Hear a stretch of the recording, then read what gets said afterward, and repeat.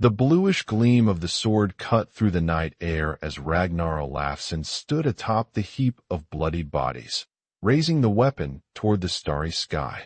His eyes, hollow like those of the dead, reflected the supernatural metal. The warriors of the Hrafn clan, who moments before had surged forward with fury, now retreated in absolute terror. "He is not a man," one whispered. "He is a specter wielding the blade of the dead."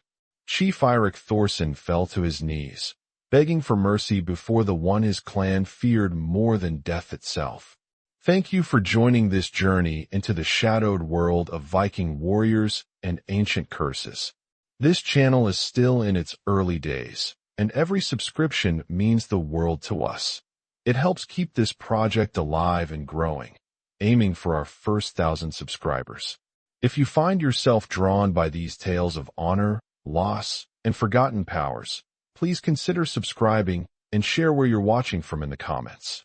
Your support shapes the stories we bring to life. The dawn crept slowly over the horizon, casting a pale, cold light through the dense canopy that shrouded the outskirts of Kattegat.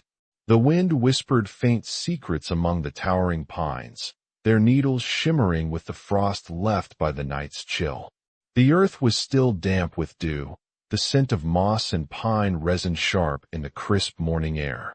Birds stirred hesitantly, their chirps muted beneath the heavy sky, as if nature itself held its breath. Along the narrow path that skirted the edge of the forest, the crunch of worn leather boots pressed against frosted earth broke the silence. Ragnar Olafsson moved with a steady gait, his broad shoulders tensed beneath the weight of an invisible burden. At 32 winters, he was no longer the youth who had dreamed of glory in the mead halls. His face bore the marks of many battles. A jagged scar ran from his left temple down to the sharp line of his jaw, a silent testament to survival.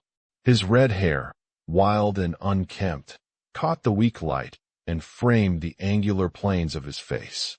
His green-blue eyes, usually bright with fierce determination, now seemed clouded, distant, haunted. The warrior's breath came in steady puffs, mingling with the cold mist that clung to the woodlands. His fingers brushed absent-mindedly over the worn leather grip of his battle axe, the weapon strapped securely at his side. Though respected among the men of Kattegat, Ragnar had never been celebrated. He was a soldier, a defender, but not a hero. Not yet. As the path opened onto a barren ridge overlooking the fjord, Ragnar paused. Below, the village emerged like a cluster of sturdy wooden bones. Longhouses and cabins roofed with thick thatch, their walls darkened by years of smoke and rain. Thin columns of smoke curled upward from chimneys, twisting toward the pale sky. The sluggish tide lapped quietly against the shore, carrying the faint scent of salt and seaweed. Beyond the village, the cold gray sea stretched endlessly, meeting the horizon where it blurred into the overcast sky. The chill seeped deep beneath his furs, biting at his skin, but Ragnar barely noticed. His thoughts circled the same grim reality that had haunted him since Leif's death nearly 2 winters ago. His younger brother's laughter, once as bright and sharp as the crackling fire, had been silenced by Hrafn warriors, vicious men who had come under the red banner of Eirik Thorson. That loss had carved a hollow inside him, a wound deeper than any sword could inflict. The village was waking now. From the ridge, Ragnar could see the children emerging from their homes, their bare feet stirring up dust and frost as they darted between the cabins. Their laughter was light and carefree, a fragile shield against the hardships of their world.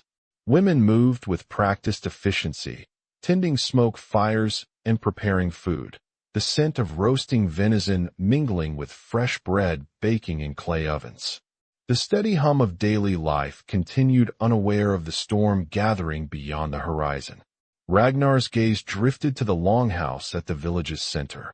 The carved wooden totem of a raven stood sentinel above its heavy doors, wings outstretched as if ready to take flight. Inside, the Jarl Gunnar Haraldsson convened his council, an austere man with silver-streaked hair braided tightly and eyes like frozen steel. Gunnar's presence commanded respect, his voice a low rumble that filled the hall. Ragnar adjusted the strap of his axe and made his way down the ridge toward the village. His boots thudded against packed earth, the rhythmic sound a steady anchor to the moment. Around him, the scent of damp wood and animal hides mingled with the distant, faint metallic tang of sharpening blades. The clatter of men preparing their gear echoed from the smithy, the ringing of hammer on anvil a harsh, sharp contrast to the tranquil morning. As he entered the longhouse, the murmur of conversation hushed briefly. All eyes turned to him, some nodding in acknowledgment, others wary. No man in Kattegat was unfamiliar with Ragnar Olafsson, but few truly knew him. His reputation was one of steadfastness, not brilliance. Years of battle had honed his skills, but the fires of glory and renown had never touched his soul. Jarl Gunnar stood near the great hearth, the flames casting flickering shadows against the carved walls. His heavy blue cloak, trimmed with bare fur, billowed slightly as he turned toward Ragnar. Ragnar, the Jarl's voice was grave. The scouts bring word.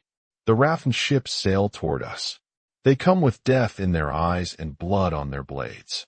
A ripple of unease passed through the gathered warriors. The Hrafn clan was known for its ruthlessness. Their black banners and the skulls they bore as trophies had long been a symbol of terror. Ragnar's jaw tightened. His hand instinctively brushed the leather-bound hilt of his axe. They seek to punish us for the Jarl's refusal, Gunnar continued, his gaze piercing. Eirik Thorson demands what he calls honor, but we know it is vengeance. We must ready ourselves. The room fell into silence heavy with unspoken fears. Despite the stoicism of the men, there was tension in the air, a palpable sense that the peace they had known was about to shatter. Ragnar's thoughts flickered to Leif once more.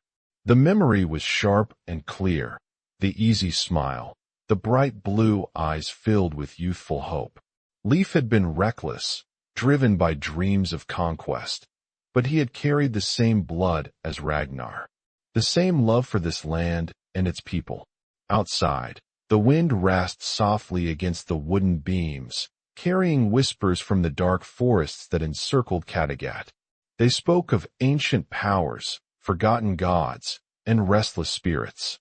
Ragnar had often heard the old tales, of warriors who had walked between worlds, cursed and blessed alike. But such stories were for the firelight and the old folk, not for men of flesh and blood preparing for battle. Still, as he left the longhouse and stepped into the growing light, a strange unease gnawed at the edges of his mind. The day stretched ahead, heavy with the weight of what was to come. Ragnar wandered toward the shoreline, the coarse sand cold beneath his boots. The water gleamed like a mirror fractured by the wind, and the cry of seabirds echoed overhead. He knelt to touch the water, the icy chill biting his skin, grounding him in the moment. "May the gods watch over us," he murmured, voice low and rough. "And may the spirits guide my hand." For a long while, he remained there, watching the waves curl and break against the rocks. Then, as the sun climbed higher, he turned back toward the village, steel resolve settling over him once more. The hours passed in a blur of preparation. Warriors sharpened blades, tested armor, and shared quiet words of encouragement. The rhythmic pounding of the smith's hammer filled the air, each strike a heartbeat in the building storm. Women moved swiftly, preparing provisions, binding wounds from past skirmishes, and whispering prayers to Freya and Odin alike. Astrid Freyjisdottir approached Ragnar as he checked the strap of his axe. Her presence was steady and calming, a rare steadiness amid the tension. Her amber eyes held a mixture of concern and unyielding strength, framed by dark braids that marked her as a seasoned shield maiden. She had fought alongside Ragnar many times, and though their bond was unspoken, it ran deep. "You carry much on your shoulders," she said quietly, voice low. "Your gaze is distant. What weighs so heavily upon you?" Ragnar met her eye. The mist began to rise, thick and unnatural, swallowing the trees and creeping toward him like a living thing. From within the fog, a shape emerged, pale and spectral, clad in ancient armor corroded by time and battle. The warrior's eyes glowed with an eerie light, empty yet piercing.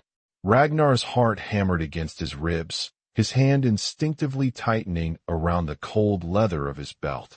The apparition's voice was a whisper carried on a winter wind, as if the dead themselves spoke through the mist. "Son of Olaf," it said, "the blood of the ancient runs deep in your veins. You have been chosen." The ghost's hand extended, revealing a sword unlike any Ragnar had seen, its blade dark as midnight, etched with glowing blue runes that pulsed softly, alive with otherworldly power. "This is Draugr, the spirit intoned, the slayer of the undead, forged in the fires of Muspelheim, tempered in the waters of Niflheim. It carries the souls of the fallen, hungry for vengeance. Take it, and with it, the burden of the dead." Ragnar's fingers trembled as they closed around the hilt. An icy chill surged through him, spreading from his palm deep into his bones. The weight of countless souls pressed against his mind, a whispering chorus of despair and wrath. The specter faded into the mist, leaving Ragnar alone on the cold stone, the sword heavy in his grasp. The night hung thick with foreboding. The battle for Kattegat was no longer just of flesh and blood, but of shadows and souls. He rose slowly, the sword hidden beneath his cloak. No word passed his lips as he made his way back down to the village, the whisper of the dead echoing faintly in his mind. Tomorrow, the Hrafn clan would come, and tomorrow, everything would change. The cold wind carved sharp lines across the landscape as Ragnar made his way back toward the village, the weight of Draugr hidden beneath his cloak pressing heavily at his side. The sword's chill seeped into his skin, a constant reminder of the pact forged in silence with a specter from worlds beyond. The moon hung low, cloaked partially by drifting clouds, casting a pale silver light over the frozen earth. The forest loomed dark and silent, its skeletal branches clawing at the sky like the fingers of the dead. Ragnar moved with deliberate steps, his breath forming pale ghosts that vanished in the frigid night. The village of Kattegat rested beneath him now, its fires flickering like distant stars scattered across the darkened earth. But even as the familiar shapes of the longhouses and smoke-streaked roofs offered a faint sense of home, tension hung thick in the air, an invisible weight that settled over the hearts of its people. The coming storm was not of weather, but of blood and steel. As he approached the edge of the settlement, a sudden sound shattered the stillness, a low, choked cry carried on the wind, fragile and desperate. Ragnar's body tensed. The night was no stranger to sorrow, but this was a plea unlike any he had heard before. It was raw, unguarded, a voice pulled from the depths of fear and pain. He paused, scanning the shadowed outskirts where the village gave way to the tangled forest. There, beneath a gnarled oak, he spotted a figure, small, hunched, trembling with cold. At first, it was just a silhouette, but as he drew closer, the dim light revealed a young girl, no more than 12 winters. Her clothes were ragged, torn and stained by mud and blood. Her hair hung loose, tangled with leaves and frost. Her wide eyes, glistening with tears, fixed on him with a mixture of pleading and defiance. Ragnar's heart clenched. The child was an unexpected sight in these dark hours, a symbol of innocence shattered by the cruel hand of fate. He crouched slowly, careful not to startle her. "What troubles you, little one?"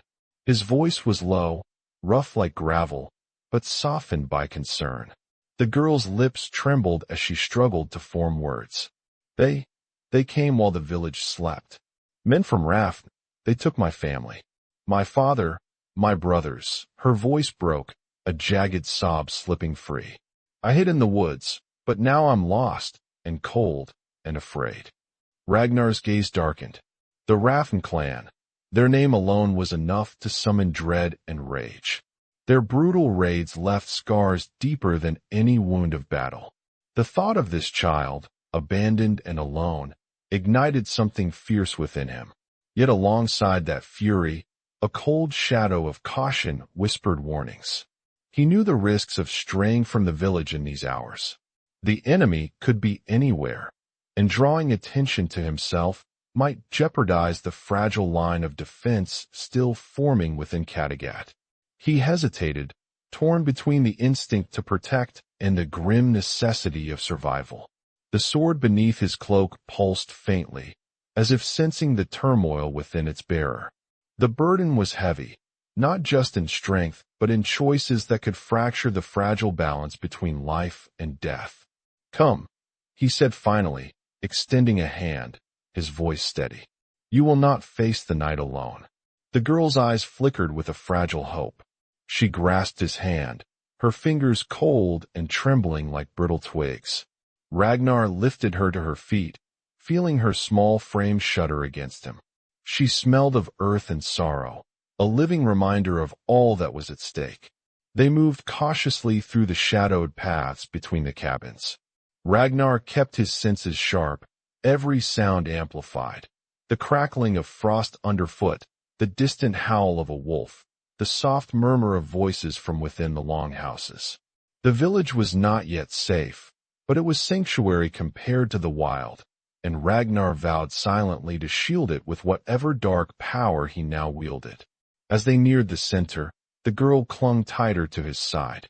"My name is Signa," she whispered, voice barely audible. Ragnar nodded. "You will be safe with us, Signa." But even as he spoke, a cold certainty settled in his bones. This was not merely a chance encounter or a fleeting act of mercy. The arrival of the child was a thread in the tapestry of fate, the same fate that had brought Draugr into his hands and the specter's curse upon his soul. Later, within the walls of the longhouse, Ragnar found a quiet corner near the hearth where Signa could warm herself. She sat huddled, eyes wide and restless, clutching a small wooden carving, a raven, worn and faded. Ragnar watched her, the heaviness of his own burdens mirrored in the child's fragile frame.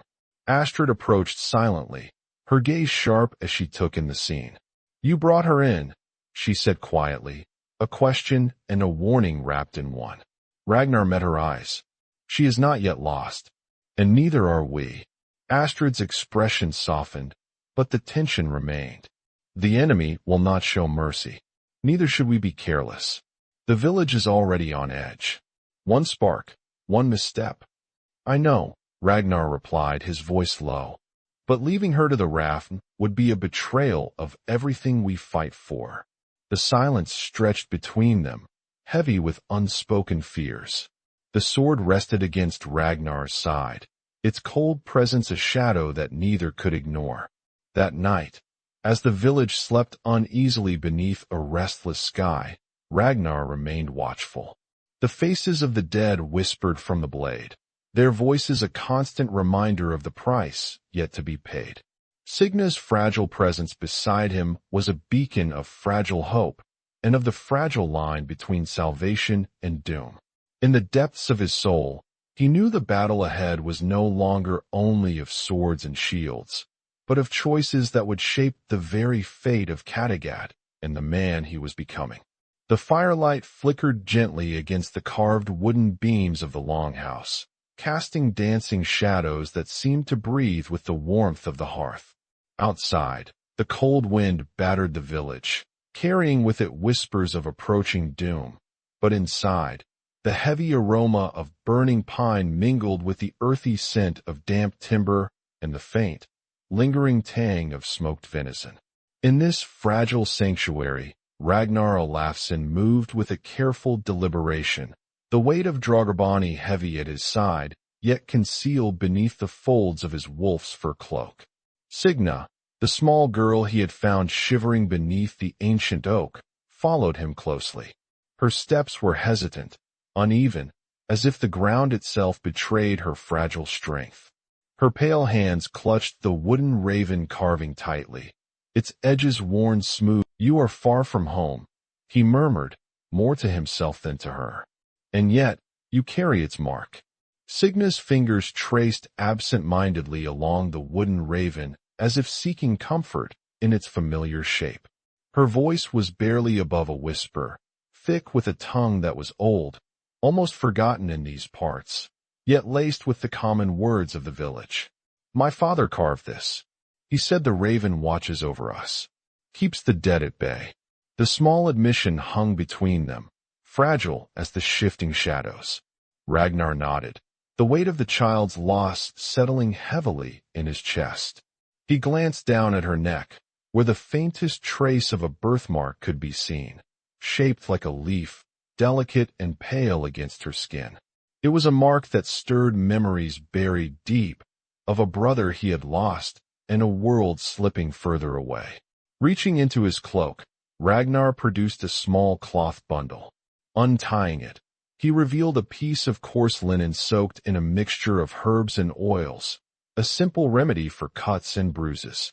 His green-blue eyes flicked to the faint bruises along Signa's arms and knees, raw and reddened from exposure and flight. "Let me see," he said gently, guiding her trembling hands to still.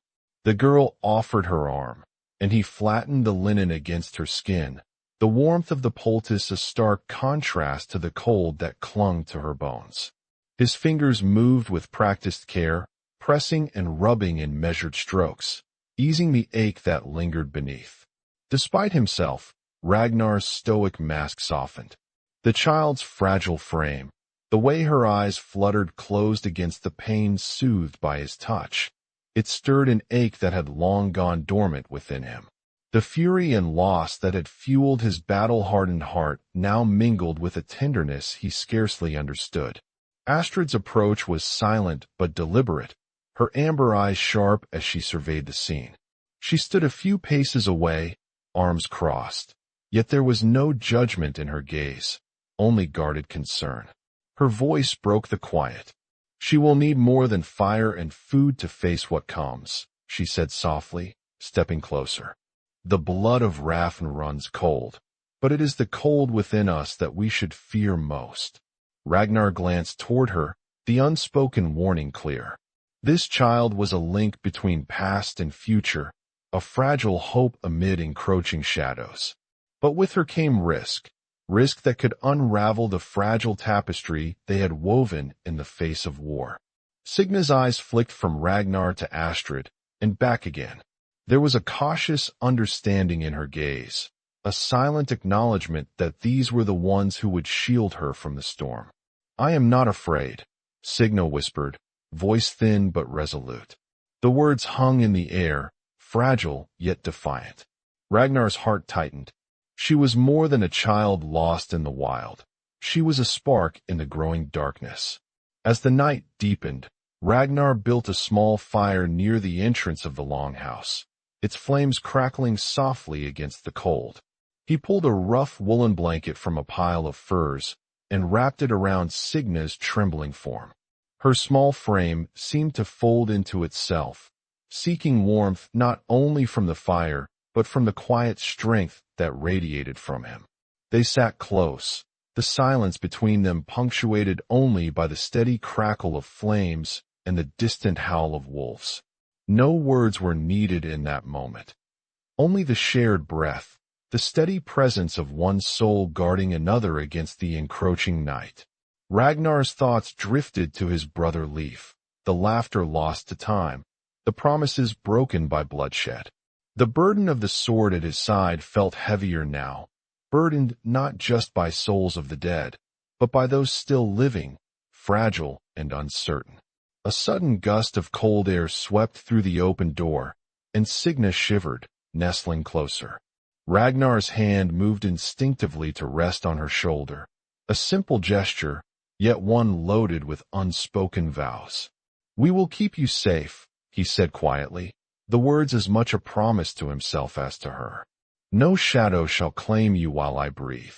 For a long moment, the girl's eyes met his, unguarded and searching. In them, Ragnar glimpsed something fierce, a will to survive, a spark that refused to be snuffed by fate. The firelight caught the faint glimmer of tears on her cheeks, but she blinked them away, her lips firm with determination. In that fragile exchange, a silent bond was forged. As the embers settled and the longhouse grew still, Astrid lingered nearby, her gaze never straying far from the pair. She spoke again, softer this time, her voice threading through the quiet. Whatever waits at the dawn, we face it together. But remember, Ragnar, the sword you carry does not just feed on the dead. It hungers for the living as well. His jaw tightened, the weight of her words sinking deep. The path ahead was shadowed, the line between salvation and damnation thinner than ever. Yet in that dimly lit corner of the world, amid the whispers of the dead and the fragile breath of the living, Ragnar found a flicker of purpose. The night stretched on, endless and cold. Yet within those walls, a flicker of warmth persisted, a fragile beacon against the gathering storm.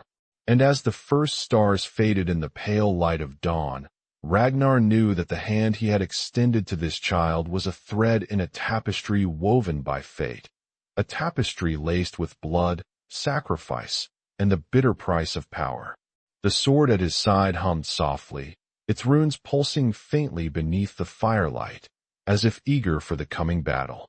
Yet for now, in the quiet sanctuary of the longhouse, the warrior and the child shared a moment stolen from the tides of war, a moment of fragile trust, fragile hope. Tomorrow, the shadows would return. But tonight, they were not alone.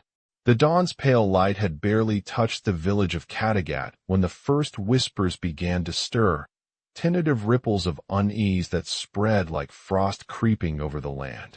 Word traveled swiftly through the woven paths of the forest and down the fjord's winding shoreline, carried on the breath of traders, fishermen, and wanderers who passed through the settlements scattered along the rugged coasts. The rescue of the girl, Signa, and the strange fate of Ragnar Olafsson with his shadowed blade had begun to spiral beyond the quiet confines of the village. It was not long before the first visitors came. Not the friendly sort that sought trade or alliance, but figures cloaked in suspicion, their eyes sharp and bodies tense, bearing the subtle marks of other clans and watchful eyes of distant jarls. They had heard the tales, whispers of a warrior who wielded a weapon like no other, a blade said to carry the souls of the dead, a child found trembling at the edge of the woods, a living promise tangled in secrets and fear. These stories, once confined to the flickering hearths of Kattegat's longhouses, now spilled into the wider world, carrying with them the scent of fear and hope in equal measure. The marketplace, usually a place of commerce and laughter, slowly shifted beneath the weight of distrust. Traders lowered their voices, glancing anxiously over shoulders. Mothers drew their children closer as rumors wound through the thatched corridors like ink on parchment, darkening the mood. Even the hardened warriors who sharpened their weapons in the smithy felt the chill, a prickling sense that the eyes of the world were upon them, and that the fragile peace they clung to was unraveling. Ragnar felt the shift keenly, like a tightening noose around the throat of the village. His mind churned as he watched from the shadows, the sword Draugarbani concealed beneath his cloak, a constant reminder of the pact made in silence. The weight of the blade was heavier now, not just from the souls it bore, but from the eyes watching, judging, and waiting for a sign of weakness. One morning, as the mist curled like spectral fingers around the wooden poles of the harbor, a small group arrived. 3 men clad in furs dyed with the deep reds and blacks of the Skjold clan, neighbors with uneasy histories and complicated alliances. Their leader, a tall, broad-shouldered man named Halvar, bore a face weathered by many winters, his eyes sharp and assessing beneath a thick mane of gray-streaked hair. The Skjold were known for their harsh justice and fierce loyalty to their own, a clan that valued strength above all else. Halvar's gaze fell immediately upon Ragnar, who stood apart from the gathering crowd near the edge of the village. There was no greeting, only the cold formality of a man who had come to seek answers. Before Ragnar could answer, the murmurs around them grew louder.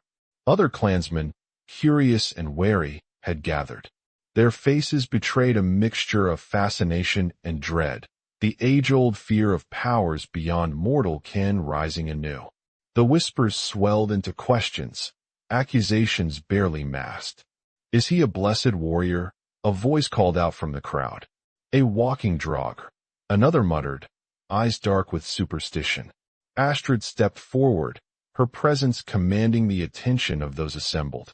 Her amber eyes scanned the faces etched with uncertainty and fear. "We face enemies without and within. The blade in Ragnar's hand saved us from slaughter yesterday, did it not?" A ripple of reluctant agreement passed through the crowd, but it was thin comfort against the growing tide of suspicion. "Saved us, perhaps," an older man grumbled, his voice heavy with doubt. "But at what cost? If the sword hungers for the living, how long before it turns on us?" Ragnar's heart hammered fiercely beneath his breastplate. The man's words echoed the fears that gnawed at the edges of his own mind. The sword was a gift and a curse. To wield it was to walk a path that few dared to tread. He lifted his gaze to meet the silent sky, the cold wind tugging at his cloak. "Power is a burden," he said quietly. "It demands sacrifice. But I will not let that sacrifice be this village." The days that followed saw the village gripped by an uneasy vigilance. Patrols moved through the woods with sharpened senses, eyes scanning the shadows for threats both mortal and unseen. Signa remained close to Ragnar, her presence a fragile tether to the humanity he feared slipping away. Yet the world beyond Kattegat's walls was shifting. News traveled like wildfire along the coasts and through the mountain passes. Traders and travelers spoke in hushed tones of the warrior with the spectral sword, a figure who walked between worlds, wielding death itself. Some came seeking alliance, fearful of the power that could protect or destroy. Others arrived with darker intentions, mercenaries and assassins, hired by rivals who saw in Ragnar's curse a weapon to be exploited or eliminated. One evening, as the fires burned low and the village settled into restless silence, a shadow moved at the edge of the longhouse. Ragnar's senses prickled. The cold from Draugr pulsed faintly beneath his cloak. He stepped outside, the night air sharp and alive with the scent of pine and smoke. From the darkness emerged a figure cloaked in deep green, the hood pulled low over a face marked with scars and resolve. It was Helga, a scout from the distant clan of Vargium, known for their cunning and ruthless pragmatism. "You carry a blade that unsettles the bones of the earth," she said, voice low and edged with warning. "The stories have reached our ears. The Skjold speak of it with unease. The Hrafn curse still lingers in the air. You must choose, Olafsson. Will you stand with Kattegat, or will you become a weapon that divides us all?" Ragnar's eyes narrowed. "I stand with my people, but the sword's hunger is mine to bear. None shall use it to fracture what remains." Helga's gaze lingered, sharp and calculating. "Power such as yours does not belong to one man. It draws others like moths to flame. Be wary of those who come not with open hands, but with blades hidden in shadows." The warning hung heavy in the cold air, a foretaste of the trials yet to come. Within the village, tensions simmered beneath the surface. The elders debated the wisdom of harboring Signa, the girl who seemed both a blessing and a portent. Some saw in her the promise of new alliances, a bridge to forgotten kin. Others whispered fears of curses and betrayal, old wounds reopening beneath the weight of recent horrors. Ragnar found himself caught in the center, not just a warrior bearing a cursed blade, but a guardian wrestling with the fragile threads of trust and fear that bound the village together. The sword's cold presence was a constant reminder that power demanded vigilance, that the line between protector and destroyer was razor thin. One afternoon, as shadows lengthened across the village square, A messenger arrived bearing a sealed rune-inscribed scroll from the distant court of Jarl Sigurd of Hrafn. The seal bore the mark of the raven and the wolf, symbols of ancient grudges and new ambitions. The message was clear. The events at Kattegat had not gone unnoticed. The power Ragnar wielded was a threat and a challenge. Sigurd demanded a council, an audience to discuss terms that would shape the future of their intertwined fates. Ragnar unfolded the scroll with steady hands, the words cutting through the brittle calm like an axe through bone. The message carried a double edge, an invitation and a warning, a summons to diplomacy and the looming shadow of war. He folded the parchment carefully, his thoughts a tempest of duty and dread. To meet Sigurd was to walk into the heart of a storm, where the sword's curse could become a beacon or a blade turned against him. As night fell, Ragnar stood once more on the cliffs overlooking Kattegat, the sea dark and restless beneath moonlight. The village lay quiet behind him, but the world beyond was awakening to the power he bore. Beside him, Signa's small hand found his, a fragile promise against the gathering storm. The sword Draugr hummed softly, a reminder that the dead watched and waited. The price of power was becoming clear. To protect those he loved, Ragnar must navigate a world where trust was scarce, and every shadow might hide a threat. The night whispered cold secrets, but Ragnar Olafsson was no longer just a man. He was a guardian forged in darkness, carrying the weight of the dead and the fragile hope of the living. And the world was watching. The sun had barely dipped below the jagged horizon when the first war horns shattered the uneasy calm that had settled over Kattegat. The village's wooden walls, weathered but sturdy, now stood beleaguered by shadows that crept like hungry wolves across the snow-dusted earth. The air was thick with the scent of burning pine and the metallic tang of sharpened steel, mingling with the cold breath of the night. Fires flickered in the longhouse windows, their light casting grim silhouettes against the gathering darkness. Inside, the faces of the villagers were taut with anxiety and resolve. Ragnar Olafsson stood by the gate, the spectral sword Draugr sheathed, yet pulsing faintly beneath his cloak. His green-blue eyes, sharp and unyielding, scanned the horizon where the dark shapes of the Hrafn clan's warbands pressed closer with each passing moment. The weight of the blade at his side was heavier than ever, not just in its physical presence, but in the invisible burden it carried. The souls trapped within the sword whispered incessantly, like a cold wind rustling dry leaves, their voices threading through the night, urging vengeance and protection alike. Around him, the defenders of Kattegat prepared for the coming storm. Women handed weapons to the warriors. Children were ushered into the deepest shelters, and the elders murmured prayers to Odin and Thor, their voices trembling with fear and faith. Astrid Freyja's daughter moved among the ranks, her amber eyes fierce but shadowed with doubt. She caught Ragnar's gaze for a fleeting moment, a silent question lingering in the space between them. He nodded slightly. There was no room for hesitation now. From the western ridge, the first assault came, a relentless tidal wave of Hrafn warriors led by Eirik Thorson himself, his black armor gleaming like a storm cloud beneath the moonlight. His voice carried over the clash of weapons, a thunderous roar that reverberated through the valley. Kattegat will kneel this night. Your Jarl's blood will soak these stones, and your spirits will join the dead in Helheim. Ragnar tightened his grip on the hilt of Draugr. The sword responded, a sudden surge of icy energy coursing through his arm, sharpening his senses beyond the mortal realm. He took a deep breath, the cold air filling his lungs like fire and frost intertwined. Across the battlefield, the clash began, a brutal symphony of steel and will. The defenders fought with desperation, their shields battered and bodies bruised, but their spirit unbroken. Ragnar moved like a shadow among them, his every strike guided by the sword's unearthly power.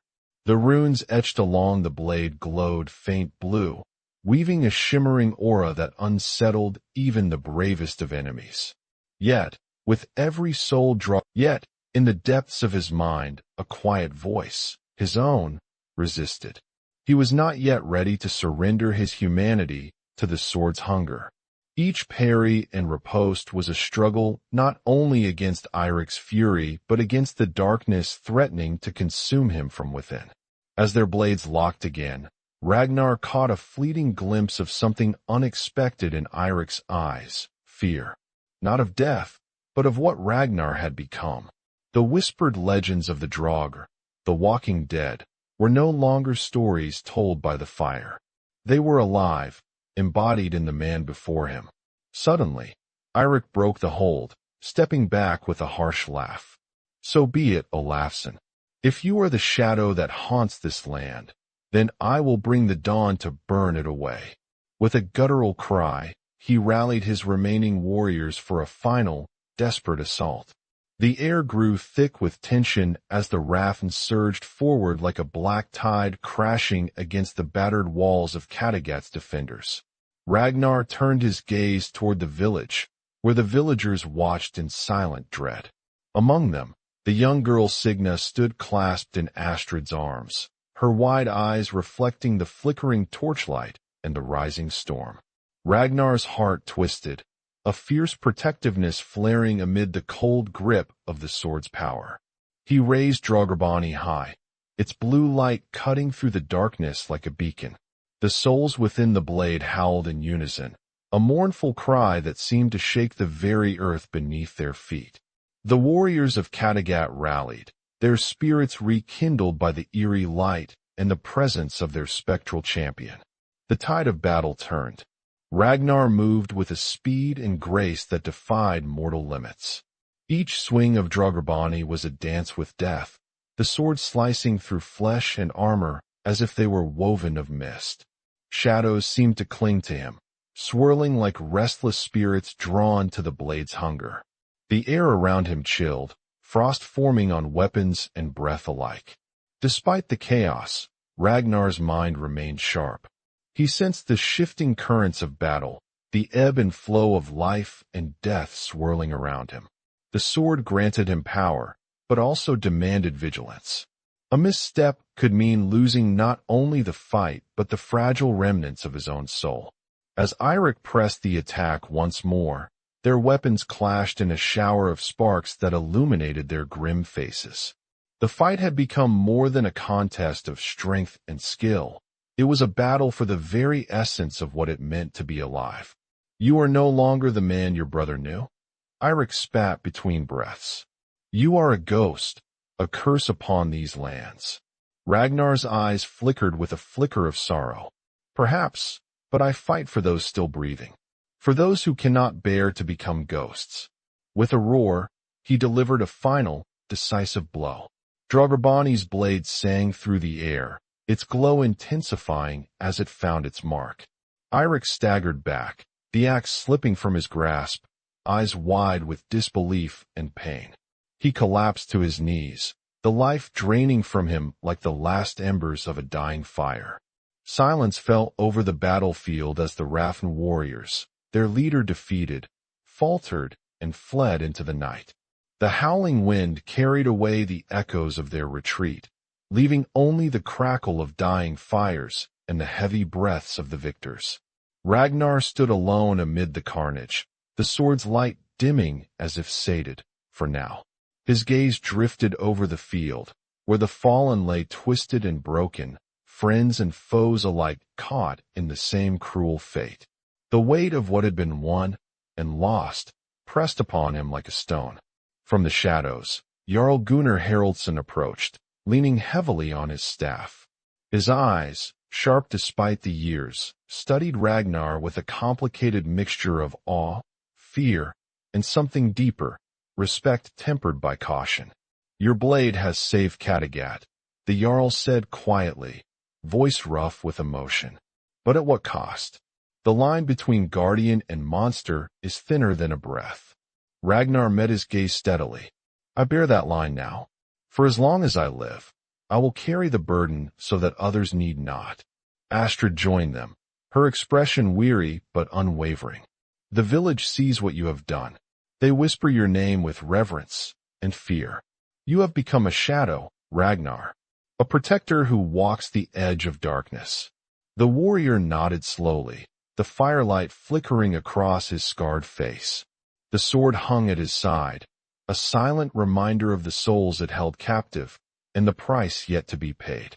That night, as the village settled into a tentative peace, Ragnar returned to the cliff where he had first met the specter. The cold wind curled around him like a shroud, carrying the distant songs of the dead. He knelt once more, the blade resting against the stone beside him. His thoughts turned to his brother Leif, the laughter lost to time, the bond severed by violence. The sword had given him power, but it had also taken a part of his soul. He was no longer just a man of flesh and blood, but a guardian forged in shadows. Signa's small hand slipped into his, a fragile warmth against the biting cold. "We have crossed a threshold," he whispered to the night, "one from which there is no return." The sword hummed softly, its runes glowing faintly beneath the moonlight, as if acknowledging the unspoken truth. Ragnar rose, the weight of destiny settling upon his shoulders. To protect Kattegat, he would embrace the darkness within, becoming the shadow the living feared more than death itself. And so, beneath the cold gaze of the gods, the warrior who had received a sword from a ghost accepted his fate. A fate bound to the souls of the dead, a path marked by sacrifice, solitude, and the eternal struggle to remain human in a world teetering on the edge of oblivion. The night deepened, the wind carrying his vow into the silence. The dead feared him, and the living would learn to do the same. The first light of dawn filtered weakly through the frosted windows of the longhouse, casting a pale glow on the gathered faces.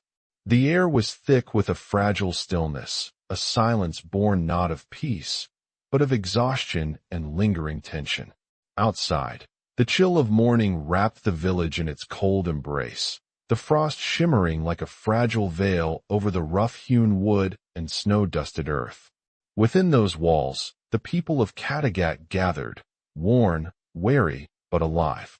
Ragnar stood apart from the crowd, the weight of Draugr still heavy at his side.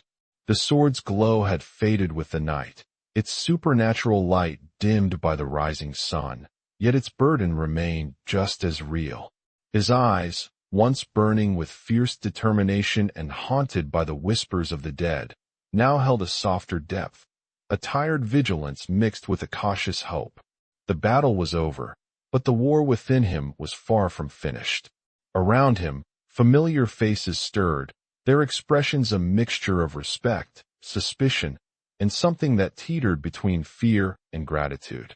The villagers looked to him as both protector and enigma, a man who had wielded the power of the dead and stood against a tide of destruction, but who now seemed as distant and unknowable as the sword he bore. Astrid approached, her steps quiet on the wooden floor. Her amber eyes met his with an unspoken question, a delicate thread of understanding woven through the years they had fought side by side. "They survived," she said softly, voice barely above a whisper. "Because of you." Ragnar's gaze flickered to the faces of the villagers, men tending wounds, women comforting children, elders sharing quiet prayers. "Because we stood together," he replied, the words steady but heavy with meaning. The sword brought power, but it was their will, their courage, that held the line. She nodded, though the doubt in her eyes lingered. "And the price? Have you felt how it weighs on you, how it pulls at your soul?" He looked down at Draugr, its once glowing runes now cold and dark, like a silent witness to the storm they had weathered. The whispers of the souls trapped within the blade had quieted for the moment, but their presence remained, a constant echo at the edge of his consciousness. Ragnar's fingers brushed the worn leather of the hilt, and a shiver ran through him, a reminder that the power he wielded was not a blessing, but a covenant with restless spirits. A murmur rose among the gathered villagers, hesitant but growing. A man with a weathered face and eyes lined with hardship stepped forward, a farmer who had stood shoulder to shoulder with Ragnar. His hands, "I am not the man I was," he admitted quietly, voice rough like gravel over stone. "But I carry their memory with me. This sword, it is a blade of death. Yet it is also a shield for the living." The room fell silent, the weight of his words settling like a heavy fog. Ragnar's confession was not a plea for forgiveness, but a statement of truth, a reckoning with the darkness he now bore. The villagers saw in him a reflection of their own fears and hopes, a man caught between worlds, straddling the line between life and the restless dead. From the far corner, Jarl Gunnar Haraldsson stepped forward, leaning heavily on his staff, eye sharp despite the wear of age and battle. His voice, when it came, was steady but laced with the gravity of leadership and the burden of understanding. "You stood between Kattegat and ruin," he said, carefully measured. "And for that, we owe you our lives. But know this, power such as yours is a double-edged sword. It can protect, yes, but it can also destroy." Ragnar met the Jarl's gaze, the silent exchange heavy with unspoken promises and warnings. "I am aware," he said simply, "and I will bear that burden as long as I live." A pause stretched between them, the weight of past battles and future uncertainties pressing close. Then the Jarl nodded slowly, a gesture of cautious acceptance. "Then let us move forward together. Our village needs its warriors, in flesh and in spirit. Let this night's shadow not divide us, but remind us of what we fight for." As murmurs of agreement echoed through the hall, Astrid stepped beside Ragnar, her presence steady and resolute. Her eyes softened, the fierce shield maiden revealing a rare flicker of vulnerability. "We have faced death together," she said, voice low but clear. "And we will face what comes next, united." Ragnar allowed himself a breath, the tightness in his chest easing just a fraction. The villagers' eyes held a new light, not just fear, but a tentative trust. Signa, the small girl whose fragile hope had become a symbol for them all, stood at the edge of the gathering, her wide eyes bright with the innocence that had survived the night's horrors. In that moment, Ragnar felt the fragile thread of redemption weave itself through the tapestry of their shared fate. The sword at his side was no longer merely a curse. It was a reminder of sacrifice, of the lives intertwined by blood and battle. The souls within Draugr were many, but so too were the hearts it sought to protect. Later, as the village slowly returned to the rhythms of life, Ragnar found himself alone once more on the cliff overlooking the fjord. The morning mist curled around the stones, softening the harsh lines of the world.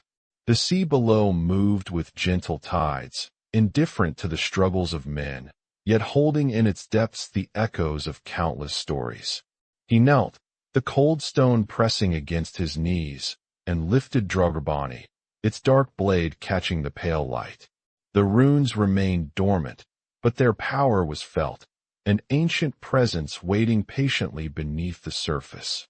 Ragnar closed his eyes, the wind carrying the distant calls of seabirds and the faint whispers of the dead.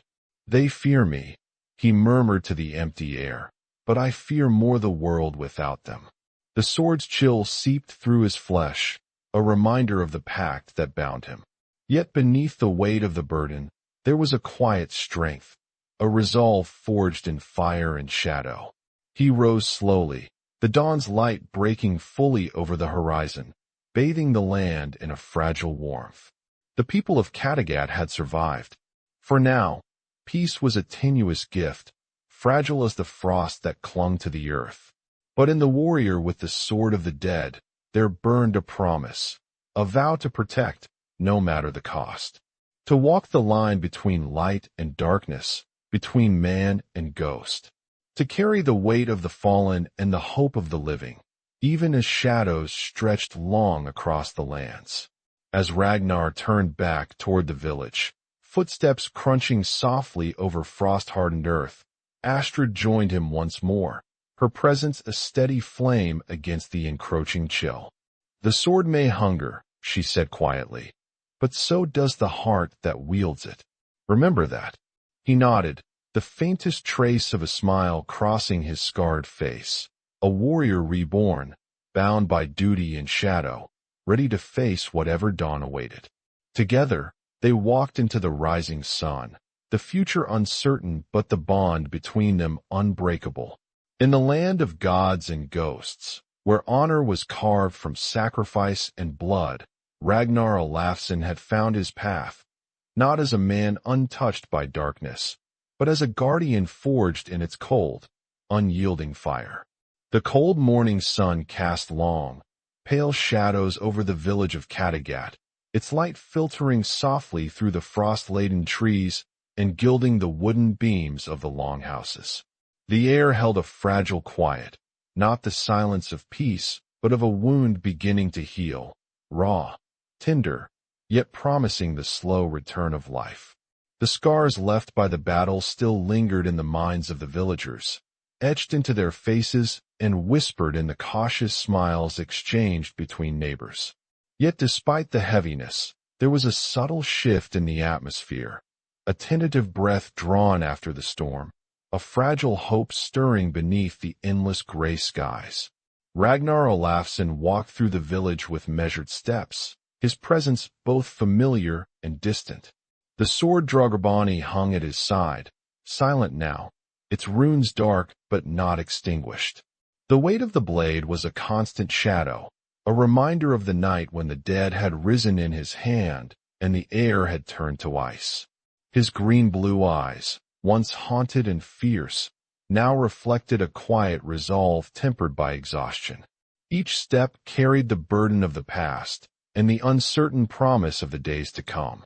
As he passed the longhouse, he noticed the villagers gathered in small clusters, their voices low but gradually carrying the warmth of renewed kinship.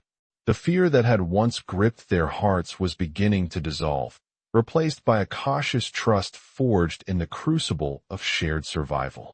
Children, their faces flushed from the cold, darted between the legs of adults, their laughter a fragile balm to the heavy silence that had settled over Kattegat.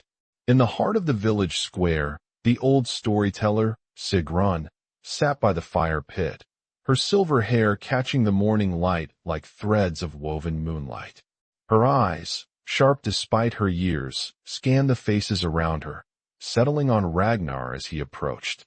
She nodded with a knowing smile, the kind that held both comfort and quiet warning. "You carry more than a sword, Olafsson," she said, her voice roughened by age but steady. "You carry the weight of stories yet told, and those already written in blood." Ragnar inclined his head, the scar along his temple catching the light. "And the stories will grow, as will the shadows that follow." Sigrun's smile deepened, touched with a hint of sorrow. "Then it is good the village has you, and that you have not forgotten the living among the dead." Nearby, Astrid Freyjusdottir moved with the grace of a guardian, her amber eyes keen as ever. She approached Ragnar, her steps sure despite the lingering weariness in her bones. "The village looks to you, not just as a warrior, but as a symbol," she said softly. "But symbols can be fragile. You need more than strength. You need allies." Ragnar's gaze shifted toward the crowd, faces marked by hardship but illuminated now by something new. Among them, the small figure of Signa stood out, her pale hair pulled back into a rough braid, her eyes brighter than the dawn. She was no longer the trembling child found in the forest's edge, but a young girl slowly woven into the fabric of their lives. Her presence was a tether to what still mattered, a reminder that even in darkness, life endured. "I will not carry this alone," Ragnar admitted, his voice low. "The sword's burden is mine, but the fate of Kattegat is ours all." The words settled over them like a solemn vow, carried quietly by the murmurs of agreement. In the days that followed, the village began to rebuild, not just its walls and homes, but the fragile bonds that war had tested.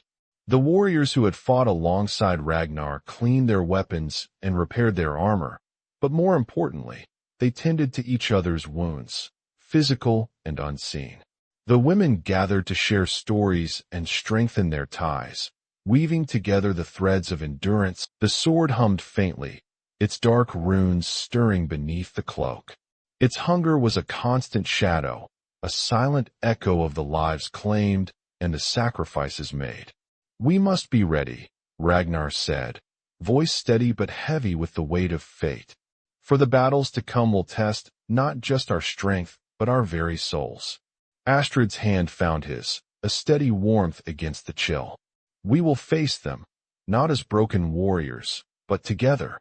The bond between them was unspoken but unbreakable, a shield forged not by steel alone, but by shared trials and silent promises. Back in the village, Signa had grown into a figure of quiet strength. She moved among the people with a determined grace, her laughter less fragile and her eyes filled with the fierce spark of survival. The villagers had come to see her as more than a child saved.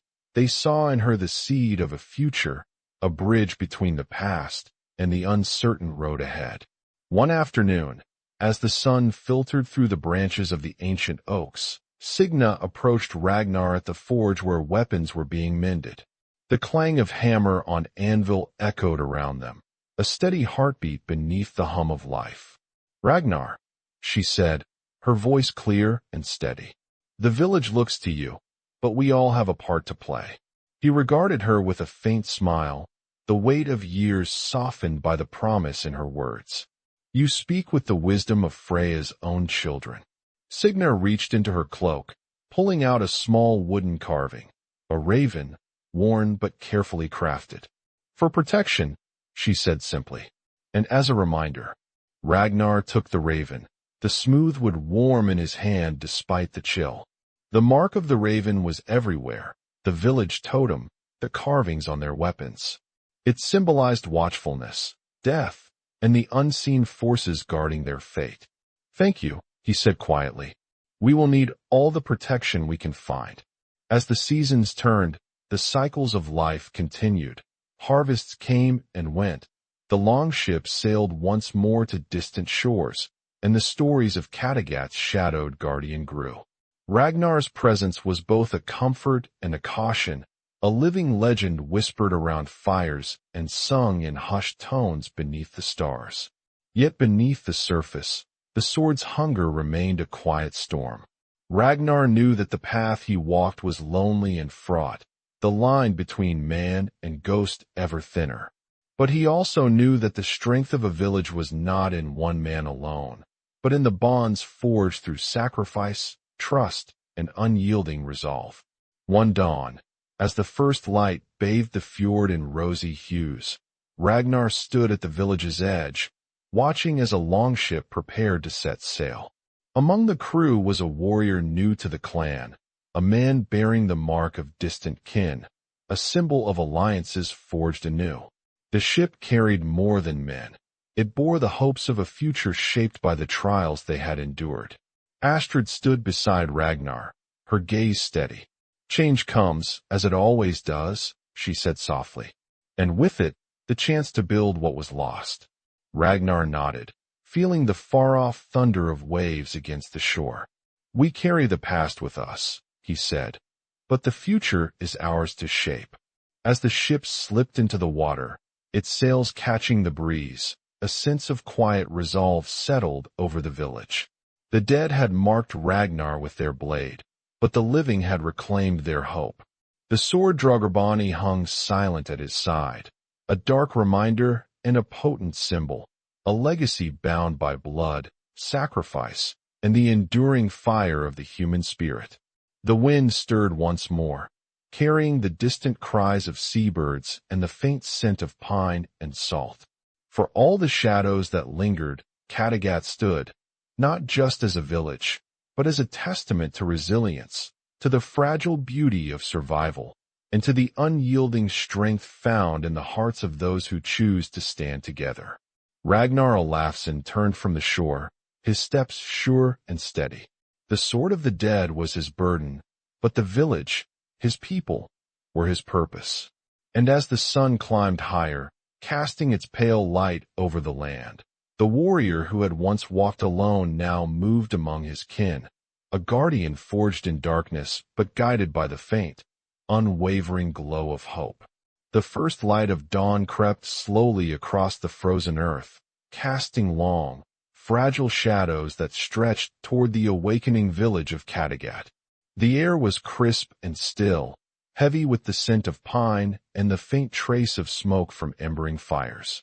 The frost clung stubbornly to the wooden beams and thatched roofs, a delicate reminder that winter had not yet relinquished its grip. For most, the new day promised routine. For Ragnar Olafsson, it was a moment suspended between the echoes of battle and the uncertain path ahead. He stood alone at the edge of the cliff that overlooked the fjord, the vast expanse of cold water shimmering softly beneath a pale sky. The sword Draugr rested heavily at his side, its dark blade muted in the light, the runes once blazing now quiet, as if gathering strength for trials yet to come. The whispers of the souls trapped within the blade were faint, like distant voices carried on the wind, reminders of the pact forged in shadows and the price yet to be paid. Ragnar's gaze held the horizon, where sea met sky in an endless gray expanse. The battle had been won, the invaders driven away, but the victory was hollow. Not because of the lives lost, though those weighed heavily on his heart, but because the man who had returned from the fray was no longer wholly himself. The sword had marked him, etched its curse and gift deep within his soul. He was now a guardian forged in darkness, a shadow walking among the living, both protector and something feared. Behind him, the village slowly stirred. The familiar sounds of life resumed, the crackle of fires, the murmur of voices, the cautious laughter of children reclaiming their world. Yet beneath the surface, a current of unease lingered. The people looked upon Ragnar with a mixture of awe and fear, reverence intertwined with suspicion. He had saved them, but at what cost? Was the man who wielded the blade still one of them? Or had he become something else, something the gods themselves might question? Astrid approached quietly, her footsteps soft on the frost-hardened earth. Her amber eyes searched his face, reflecting the weight he carried. The bond between them, forged through countless battles and shared silence, now bore the strain of the unknown. She did not speak at first, simply standing beside him, a steady presence against the chill. Finally, she broke the silence. "They look to you as a savior," she said quietly, voice threading between hope and caution. "But the sword brings more than strength. It brings shadows, shadows that may not rest." Ragnar nodded slowly, fingers brushing the worn leather of Draugr hilt. "Power demands sacrifice," he murmured. "And sometimes, the price is part of who we are." Her gaze held his, sharp and unyielding. "Then you must remember what still beats within you, the heart that refuses to be swallowed by the darkness." He turned to face her fully, the cold wind tugging at his cloak and wild red hair. A faint smile touched his lips, worn but genuine. "I will carry these souls, the weight of their vengeance and their hope. But I will not lose the living because of it." Between them, the dawn broke wider, casting a soft glow over the rugged landscape. The village below was no longer just a place of wood and stone. It was a living testament to resilience, to the fierce will of those who fought not just for survival, but for a future uncertain and fragile. As the sun lifted higher, a quiet determination settled over Ragnar. He was no longer just a warrior of Kattegat. He was a guardian of its soul, a sentinel between worlds. The whispers of the dead would follow him, their voices a constant reminder of the path he had chosen and the burden he bore. In the days that followed, the village slowly rebuilt, not just its walls, but the fragile trust frayed by fear and suspicion. The stories of the battle, of the spectral blade, began to take shape around the hearths, spoken in tones that mingled wonder with dread. Yet amidst the retellings, the people found a new kind of strength, one born not just of steel and blood, but of shared sacrifice and unspoken bonds. Signa, once a trembling child at the edge of the woods, grew into her place among them, a living symbol of hope amid shadow. He turned from the cliff, footsteps steady and sure, moving toward the village where his people waited. The sword of the dead hummed softly at his side, a constant reminder of the souls he carried and the vow he had sworn. "The dead fear me," he whispered to the wind, "but the living will learn to stand with me." And as the sun rose higher, bathing the land in fragile light, the shadow that had fallen over Kattegat began to lift, revealing not a curse, but a promise. A promise carved in blood and tempered by honor. A promise that even in the darkest night, the fire of hope endures. If these stories of honor, sacrifice, and the thin line between man and myth have stirred your soul, join us as we walk deeper into the shadows of Viking lore. Subscribe, share your thoughts, and become part of this journey where legends are forged, not in ease, but in the crucible of struggle and resilience. Because in the end, it is not the sword alone that shapes a warrior's fate, but the choices made in the quiet moments between battle and silence. If you enjoyed this video, don't forget to subscribe. We're just getting started and we really need your support. And may the gods grant you a legendary life.